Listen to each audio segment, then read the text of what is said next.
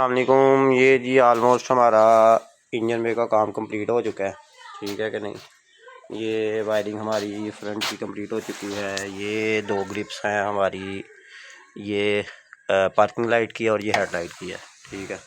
बाकी आपको इंजन की वायरिंग के अलावा कोई वायरिंग नज़र नहीं आएगी, ठीक है।